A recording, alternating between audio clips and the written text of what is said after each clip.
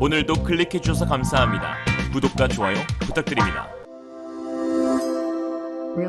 민주주의적인 구석이 전혀 없는 인간, 온몸이 시뻘건 시진핑을 가리켜 조 바이든 대통령이 직격탄을 날렸습니다. 바이든 대통령은 7일 방영된 CBS 방송과의 인터뷰에서 대중국 전략에 대한 질문이 나오자 현재 미중 관계는 극도의 경쟁 상태에 직면했다고 말했습니다. 이어 바이든 대통령은 시진핑을 가리켜 비판적으로 말하는 게 아니라 있는 그대로 말하자면 그는 민주주의적인 구석이 하나도 없다고 말했습니다. 시자랄 인정합니다. 신장 위구르족과 티베트, 홍콩의 인권운동가 탄압 등 중국이 가장 민감해하는 현안들을 놓고 시진핑 개인을 정면 공격한 셈입니다. 지난달 20일 취임한 후 아직 시진핑과 통화하지 않은 것에 대해서는 그와 대화할 상황이 되지 않았다고 전했습니다. 시진핑이 애타게 찾고 있는 목소리가 여기까지 들립니다. 바이든 대통령은 아시아에서 한국과 일본, 호주, 유럽에서는 독일, 영국, 프랑스를 비롯한 주요 동맹국 정상들은 물론이고 적대국인 러시아의 블라디미르 푸틴 대통령과도 통화했지만 시진핑에 대해서만큼은 시기를 저울질하고 있습니다. 적어도 바이든 입장에서 중국은 러시아보다 더한 놈이라는 것입니다. 그러나 주도권을 쥐고 있는 만큼 급할 것이 없다는 것이죠. 그는 통화가 이뤄지면 이야기할 게 정말 많다며 정상 차원에서 다뤄야 할 양국 현안이 산적해 있음을 인정했습니다. 그는 앞서 4일 국무부 첫 방문 때 외교정책 연설을 통해 중국을 가장 심각한 경쟁자라고 부르며 인권과 지식재산권, 글로벌 지배구조에 관한 중국의 공격에 맞설 것이라고 말했습니다. 국무부는 이후 이 발언을 따로 떼어내 공식 트위터 등에 올리며 바이든 대통령의 결기를 강조했습니다. 바이든 대통령은 이 자리에서 미국의 국익에 부입한다며 베이징과 협력할 준비 또한 돼 있다고 덧붙였지만 미국이 말하는 협력에 중국이 응할 가능성을 전무합니다. 지금 하고 있는 걸 모두 그만두라는 것이니까요. 바이든의 CBS 방송 인터뷰에 중국 측은 바로 속내를 드러냈습니다. 왕원민 중국 외교부 대변인은 8일 정례 브리핑에서 중국의 주권과 발전 이익은 확고히 지킬 것이다 라고 했습니다. 이러한 상황 가운데 미중 외교수장 간에 이뤄진 첫 통화는 앞으로의 험난한 양국 관계를 예고하고 있습니다. 양국이 정상 통화 일정조차 잡지 않고 있는 가운데 그 전초전 성격으로 진행된 외교장관 통화에서 양측이 민감한 현안들로 직행하며 정면 충돌한 것입니다. 5일 미국 국무부 보도자료에 따르면 토니 블링컨 국무장관은 양재 측 공산당 외교 담당 정치국 위원에게 중국의 위구르족 및 티베트, 홍콩 탄압 등의 문제를 거론하며 미국은 인권과 민주적 가치를 지키겠다는 점을 분명히 했습니다. 중국이 대만 해협을 비롯해 인도태평양 지역에서 영내 안정을 위협하고 규칙에 근거를 둔 국제사회 시스템을 훼손하고 있다는 점도 지적했습니다. 또한 최근 미얀마 군부 쿠데타에 관련해서는 국제사회의 비난에 동참하라고 압박했습니다. 블링컨 장관은 중국의 문제에 책임을 묻기 위해 가치와 이익을 공유하는 동맹 및 파트너 국가들과 협력하겠다는 뜻도 거듭 강조했습니다. 미국이 인도태평양 지역 국가들을 규합해 중국 견제에 나설 것임을 직접 알린 것입니다. 중국의 고립 정책의 시작을 알린 셈이죠. 이에 맞선 양재치의 발언 또한 공격적이었습니다. 공산당 기관지, 인민일보 등 중국 주요 매체들이 6일 전한 중국 외교부 자료에 따르면 양재치는 미국은 실수를 수정하라고 몰아세웠고 양국은 각자 선택한 정치 제도를 존중하면서 발전해야 한다고 맞받아쳤습니다. 양재치는 블링컨 장관에게 중국은 확고부동하게 중국 특색 사회주의를 추진할 것이며 중화민족 부흥은 누구도 막을 수 없다고 말하기도 했습니다. 내정 문제에 대한 그 어떤 외부 세력의 간섭도 허용할 수 없다며 특히 대만 문제를 강하게 언급한 것으로 알려졌습니다. 미국은 중국이 세계 곳곳에 벌이고 있는 군사 위협을 반민주적 행위로 규정하며 단순한 중국의 내정 문제가 아닌 국제사회의 암덩어리라고 여기고 있습니다. 이에 대한 해법으로 동맹국을 이용한 철저한 중국의 고립을 가져올 전망입니다. 그 대단원의 첫 번째로 미국의 죽음의 백조라고 불리우는 B-1B 전략 폭격기가 인도의 상공에 모습을 내비친 것입니다. 이는 75년 만에 처음 있는 일로 인도 태평양 사령부는 미 폭격기가 인도 공화국 수립 이후 처음 인도에 착륙했다며 역사적 순간이라고 평가했습니다. 중국은 죽음의 백조로 불리우는 미국 전략 폭격기 B-1B 랜서의 위용에 잔뜩 움츠리고 있습니다. 양국이 전방위 갈등 상황이지만 전략 폭격기는 미국에 대적하기 힘든 비대칭 전력이기 때문입니다. 중국 관영 황구15는 미 폭격기가 굳이 중국과 분쟁을 벌이고 있는 곳에 애둘러간 것은 대체 무슨 의도냐며 따지듯 물었습니다. 무슨 의도겠습니까? 그만 좀 나대라는 거죠. B-1B는 B-52, 스트래토포트리스, B-2, 스피릿과 함께 미국의 3대 전략 폭격기로 꼽힙니다. 이 중에서도 가장 많은 최대 61톤의 미사일과 폭탄을 장착할 수 있습니다. 핵폭탄이요? 당연히 탑재 가능합니다. 속도요? 저 큰 덩치의 마 1.2입니다. 거기에 극초음속 미사일까지 장착 예정으로 밝혀졌습니다. 최근 미 지구권 타격 사령관은 상태가 매우 양호한 B-1 전략 폭격기에 극초음속 미사일을 장착하는 일은 전략 폭격 부대의 현재와 미래를 잇는 교량으로서 매우 중요하다고 말하며 태평양과 대서양을 오가는 핵심 수비수 역할을 하게 될 것이라고 말했습니다. 랜서 B1B의 출현은 공산국가인 중국에게 폭격기 이상의 큰 의미를 지니고 있습니다. 장거리 전략 폭격기 B1B는 냉전 시대 옛 소련과의 전면적인 핵전쟁을 염두에 두고 개발한 전략 무기이기 때문입니다. 그 뒤 소련은 철저한 고립으로 인해 해치되었고 중국이 그 순을 밟을 예정입니다. 소련을 붕괴시켰던 죽음의 백조가 이제는 중국을 겨냥하고 있는 것이죠.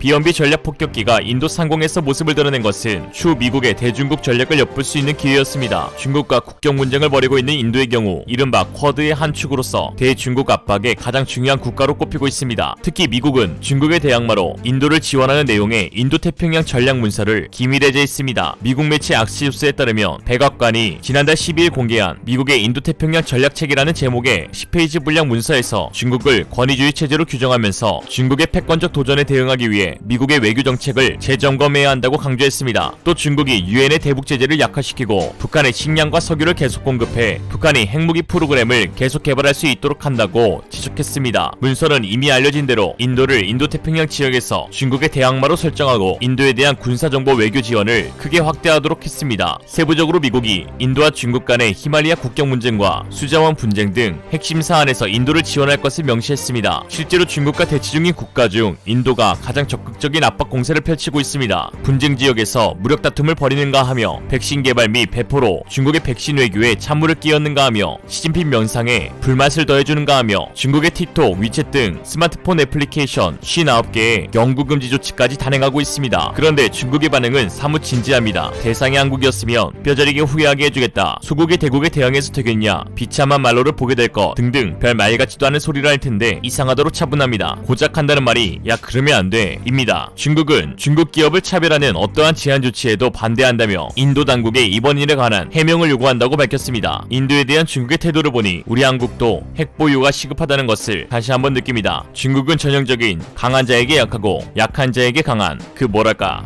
양아치. 미국과 인도에게 두드려 맞고 있는 중국은 남중국해에서도 영향력을 점차 잃어가고 있는데요. 홍콩 매체 둥망에 따르면 지난 5일자에서 니미츠함과 순양함, 프린스턴, 구축함 스터릿 등으로 진용을 갖춘 항공모함 전단이 말라카 해협과 싱가포르 부근을 지나 남중국해로 전개했다고 보도했습니다. 이미 이 일대에서 임무를 수행하던 시어도어 루스벨트 항모에 이어 2개 전단이 남중국해 지역으로 전진 배치된 것입니다. 특히 맥케이남은 중국과 동남아시아 주변국들이 영유권 갈등을 겪고 있는 남중국해 파라셀제도, 중국명 시사군도 인근을 지나기도 했습니다. 중국의 주장대로라면 중국 땅인 이곳에 미국의 2개 항모전단이 침범한 것입니다. 즉 중국 땅으로 당연히 인정하지 않는다는 거죠. 대만 통일에 대한 시진핑의 대단원도 실패로 돌아갈 가능성이 큽니다. 중국 군용기가 대만의 방공식별구역에 수시로 드나들고 최근에는 대만 해협 인근 미 항공모함 주변에서 미사일 발사 훈련을 한 것에 차이잉원 대만 총통은 미국 측에 즉각 SOS를 보냈고 미 해군 이지스함은 대만 해협에 주둔하며 중국을 견제하고 있기 때문이죠. 영국 매체 파이낸셜 타임스는 지난 25년간 중국 인민해방군은 크게 성장해 일부 분야에서는 미국에 필적할 만한 세력이 됐다면서 그럼에도 중국의 대만 침공은 여전히 성공하기 힘든 군사작전이다. 이는 대만을 얻기 위해 미국이라는 산을 넘어야 하기 때문이라고 설명했습니다. 또한 이 지역을 오가는 항공기와 선박이 너무 많아 의도치 않게 항공기 격추나 선박 침몰이 발생할 경우 자칫 세계대전급 전면전으로 번질 수도 있기 때문입니다. 그동안 오만함에 취해 미쳐 날뛰었던 중국은 미국의 철저한 고립 정책으로 몰락의 노선을 밟고 있습니다. 미국과 인도의 정상들은 8일 쿼드를 포함해 인도태평양 지역에서 긴밀히 협력하기로 하였는데요. 쿼드의 주적은 중국입니다. 중국이 가장 두려워하는 집단이기도 하죠. 싱하이민 주한 중국 대사는 소집단을 만들어 누군가를 인위적으로 고립하게 하는 것은 세계를 분열과 대립으로 몰고 갈 수밖에 없고 공평하지 않다고 징징댔습니다. 싱하이민이 꺼낸 고립이라는 단어에서 지금 중국이 어떤 심정인지 잘 알 수 있습니다. 지금 중국은 시진핑 독재로 이견이 불가능한 사회가 되었습니다. 자유와 민주는 찾아볼 수 없고 오직 무력에 의한 통제와 탄압밖에는 남지 않았습니다. 그리고 그 결과는 고립에 의한 붕괴일 뿐이죠. 자신이 최고인 줄 알고 대문을 걸어잠근 청은 19세기 후반 제국주의 열강의 힘에 의해 개방을 강요당하고 국토를 분할당하는 수모를 겪었습니다. 중국의 오만한 외교는 세계 곳곳에서 중국의 적을 만들고 있습니다. 경제적 성공과 종합국력의 상승에 도취한 중국 외교관들은 전 세계에서 자신들의 요구를 힘으로 관철하려는